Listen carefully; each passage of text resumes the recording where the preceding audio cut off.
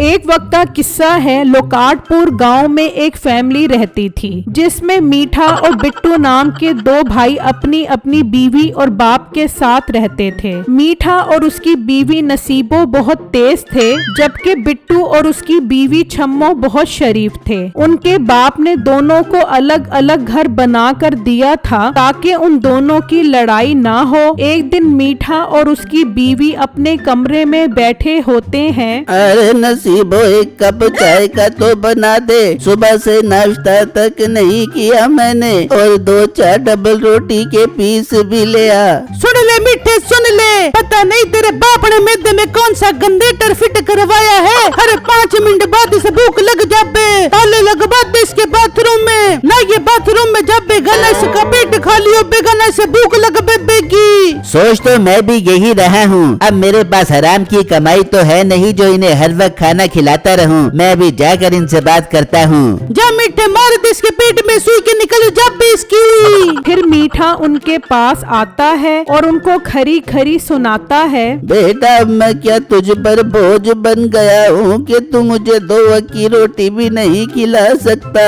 2 वक्त की नहीं, 9 वक्त की। हर वक्त खाना मांगते रहते हो। नहीं मेरी कोई मिले चल रही है जो हर वक्त तुम्हारे पेट में खाना भरता रहूं। मीठे भाई, ये आप किस तरह अब्बू से बात कर रहे हो? आपको शर्म आनी चाहिए। बाप से कौन ऐसे बात करता है भला? तू इनका इतना हमदर्द बन रहा है तो तू इन्हें खाना खिलाया कर, मेरे से नहीं होता। हाँ ठीक है, मैं ही करूँगा। मेरे अब्बू मेरे ऊपर बोझ नहीं है। ये कहकर बिट्टू वहाँ से चला जाता है और थोड़ी ही देर में बिट्टू की बीवी उनके लिए नाश्ता लेकर आती है। मीठे की गांव में दुकान थी। वो अपनी दुकान पर खड़ा होता है तो गांव का सरदार भी उसके पास आता है। मीठे, हम तेरे लिए एक बहुत अच्छी ऑफर लेकर आए हैं, सुनेगा तो खुश हो जाएगा। क्या ऑफर है सरदार साहब, जल्दी बताओ, मैं खुश होना चाहता हूँ। मीठे, हम तुम्हारा मकान खरीदना चाहते हैं, वो भी 50 लाख रुपए में। क्या 50 लाख रुपए में? पर सरदार साहब, वो आधा मकान मेरा है और आधा मेरे छोटे भाई का है। पर मीठे, हमें तो पूरा मकान खरीदना है। अब ये तेरा काम है, तू हमें किस तरह पूरा मकान बेचेगा?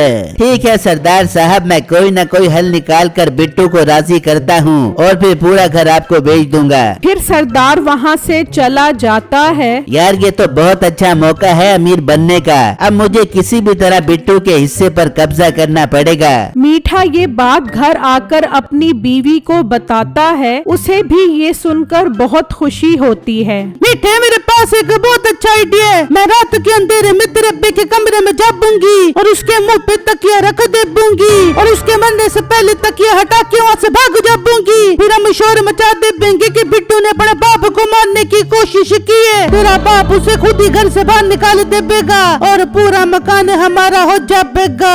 अरे वाह बेगम, आइडिया तो तेरा बहुत जबरदस्त है। बस रात होते ही हम ये काम करते हैं। उसी गांव में काशान नाम का एक डाकू भी रहता था जिसने लोगों का बहुत सारा पैसा चोरी किया हुआ था। मालिक, मैं तो कहता हूँ हमें अब जगह तब्दील करनी चाहिए। ऐसा न हो पुलिस हमें ढूंढते ढूंढते यहाँ तक आ जाए। हाँ कह तो तू ठीक रहा है। ऐसा कर, अपने बंदे के जिम्मे लगा, वो मुखबरी करेगा कि पुलिस को हम पर शक है कि नहीं। ठीक है मालिक, मैं आज ही मुखबर के पास जाता हूँ और उसके जिम्मे लगाता हूँ। ये कहकर उस डाकू का चेला वहाँ से चला जाता है और फिर जब रात होती है तो नसीबो तकिया लेकर निकलती है और अपने ससुर के कमरे में आ जाती है। वो उस टाइम सो रहा होता है। कैसे बाबा खराटे मार के सो रहा है? अभी इसके मुंह पे तकिया रख के इसके खराटों के पटाखे निकालती हूँ। फिर नसीबो उसके मुंह पर तकिया रख देती है और वो जोर जोर से हाथ पांव चलाने लग जाता है और फिर नसीबो वहाँ से भाग जाती है।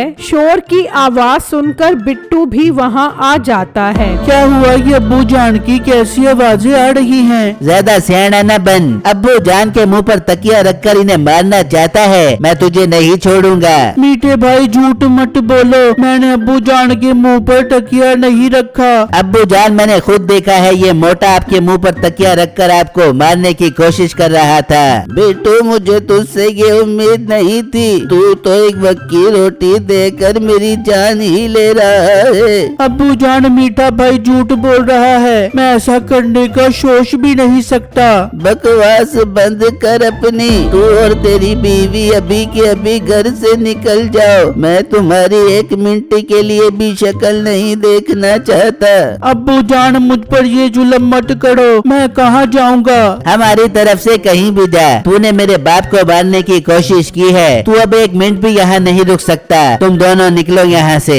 बिट्टू और उसकी बीवी को वो सब घर से निकाल देते हैं। उस वक्त उनके पास कोई ठिकाना नहीं था। वो एक जंगल में आ जाते हैं और वहाँ उनको लकड़ी का एक घर नजर आता है। अरे बेगम, ये देखो, ये तो लकड़ी का घर है। हमें अपना सर छुपाने की जगह मिल गई। हम रात इसी में गुजारते हैं। जब सुबह हो जाएगी तो हम किसी और जगह का बंदोबस्त करेंगे। फिर वो दोनों उस लकड़ी के घर के अंदर चले जाते हैं। वहाँ मीठा और नसीबो बहुत खुश होते हैं कि उनका काम कामयाबी के साथ हो गया। बेगम, तेरी तरकीब तो काम कर गई। तूने अब्बे के मुंह पर तकिया रखा और मैंने इल्जाम बिट्टू पर लगा दिया और अब्बू जान को शक भी नहीं हुआ। हाँ ना मीठे, मैंने कोई कच्ची गोलियां खेली है जिससे शक हो जाता। तू बस अब ससुर से बिट्टू वाले मकान के कागजात भी ले और ये पूरा मकान सरदार साहब को बेच दे। अपने पास 50 लाख रुपया जब बेगा, तेरे अब्बे को हम यतीम खाने में जमा करवा देंगे।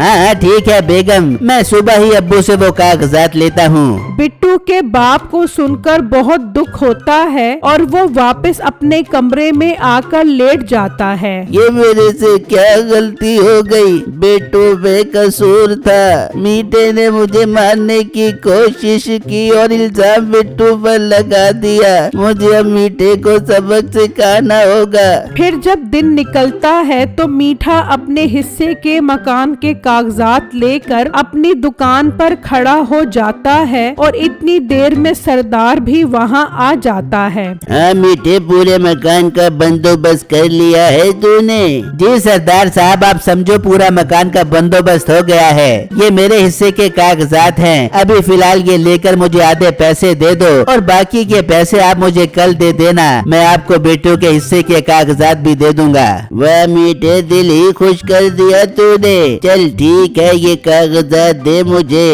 इस बैग में 25 लाख रुपए है। बाकी पैसे मैं कल तुझे देकर तेरे से कागजात ले जाऊंगा। सरदार मीठे से कागजात लेकर चला जाता है। मीठा वो पैसे लेकर बहुत खुश होता है। शाम में मीठा घर आता है और वो पैसे नसीबों को दिखाता है। मीठे, बड़ी तो मौज लग गई। हम अमीर हो गए, हम तो धन अमीर हो गए। हाँ बेगम, तू ये पैसे अलमारी में रख दे। मैं अब्बू के पास जा रहा हूँ बिट्टू के हिस्से के कागजात लेने। नसीबो वो पैसे अलमारी में रख देती है और मीठा अपने बाप के पास आता है। अब्बू जान, मैंने आपसे एक जरूरी बात करनी है। क्या बात करनी है बेटा?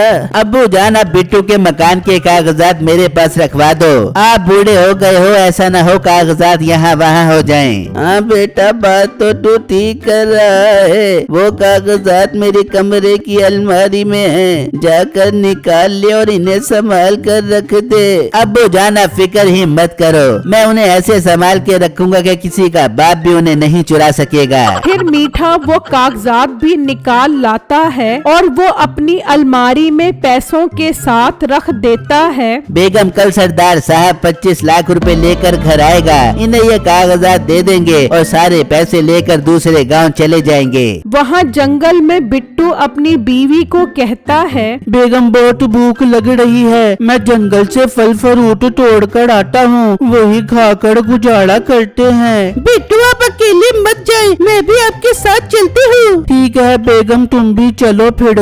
वो दोनों फल तोड़ने के लिए निकल जाते हैं और वहाँ डाकू का चेला उसके पास आता है। मालिक, मैंने मुखबरी कर ली है। पुलिस को पता चल गया है। इससे पहले वो छापा मारे, हमें यहाँ से निकलना होगा। वो पैसे उठाकर वहाँ से निकलते हैं और उसी जंगल में आ जाते हैं। मालिक देखो, हम फिलहाल ये पैसा यहाँ पर छुपा देते हैं, बाद में आकर ले जाएंगे। अरे यहाँ से कोई पैसा निकाल कर ले गया तो?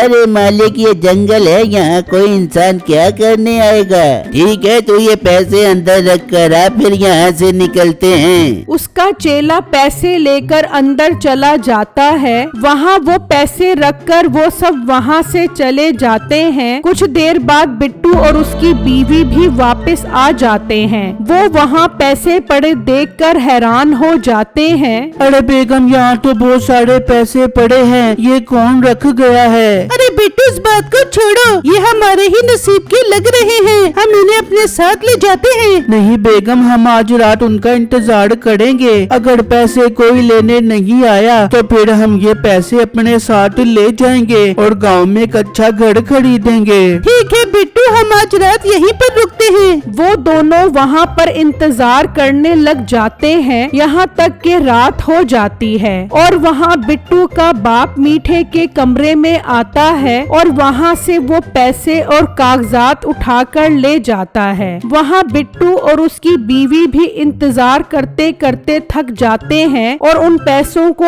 अपने साथ ले जाने का फैसला करते हैं और पैसे लेकर गांव की तरफ निकल जाते हैं कि रास्ते में उन्हें उनका बाप मिल जाता है। अब्बू जान ये आप इस वक्त कहाँ जा रहे हो? उसका बाप उसे सारी बातें बताता है जिसे सुनकर बिट्टू को बहुत खुशी होती है। शुक्र है अब्बू जान आपको मुझ पर यकीन आ गया, आपने पैसे और कागजात उठाकर बहुत अच्छा किया। अब सरदार उन्हें नहीं छोड़ेगा और देखो अब्बू जान मेरे पास भी बहुत पैसे आ गए हैं, हम बाकी की जिंदगी सुकून से गुजारेंगे। फिर जब सुबह होती है तो सरदार पैसे लेकर मीठे के घर आ जाता है। ओ बेगम जल्दी कागजात लेकर आ, देर क्यों कर रही है? नसीबो अलमारी में देखती है तो वहाँ कुछ भी पड़ा नहीं होता। मीठे हम रुल गए, हम बर्बाद हो गए, अंदर न पैसे न कागजात। ये तुम क्या बात कर रहे हो? मुझे कागजात दो वरना मैं तुम्हें नहीं छोड़ूंगा। इतने में बिट्टू और उसका बाप भी वहाँ आ जाते हैं। कागजात और पैसे मेरे पास है, तो फिर 2 और 25 लाख रुपए लो। नहीं सरदार साहब ये मीठा झूठा इंसान है, इसने धोखे से आपको मकान बेचने की कोशिश की है। फिर वो सरदार को सारी बात बताता है जिससे सुनकर उसे बहुत गुस्सा आता है। अच्छा तो मीठे तू ऐसी हरकतें कर रहा है, तूने जो मुझसे 25 लाख रुपए लिए हैं उनके बदले अब तेरी दुकान मेरी हो गई है और तेरे हिस्से के मकान के कागजात मैं वापस तेरे बाप को दे रहा हूँ। सरदार साहब ऐसा मत करो, अगर दुकान मेरे पास नहीं होगी तो मैं अपना गुजारा कैसे करूँगा? तेरा गुजारा तो अब बहुत मुश्किल है, मैंने सब सुन लिया था। तेरी बीवी ने मेरे मुंह पर तकिया रखा था और इल्जाम बिट्टू पर लगा दिया। चलो अब तुम दोनों निकलो और बाकी जिंदगी जंगल में गुजारो। अरे बेगम अपना सारा भांडा फूट गया है, चल अब बाकी की जिंदगी जंगल में गुजारते हैं। वो दोनों उसी जंगल में आ जाते हैं। वो लकड़ी का घर देखकर उसके अंदर चले जाते हैं। चल बेगम अपने रहने के लिए अच्छी जगह मिल गई है। तभी वहाँ पर वो डाकू आ जाते हैं और अपना पैसा वहाँ ना देखकर गुस्से में आ जाते हैं। हमारा पैसा कहाँ है जल्दी बताओ। अरे भाई कौन से पैसे, हमें कुछ नहीं पता, जेल लटका दे इन्हें, जब तक ये हमारा पैसा नहीं देते इन्हें नहीं छोड़ना। फिर वो उन्हें उल्टा लटका देते हैं और उन दोनों को अच्छी सजा मिल जाती है।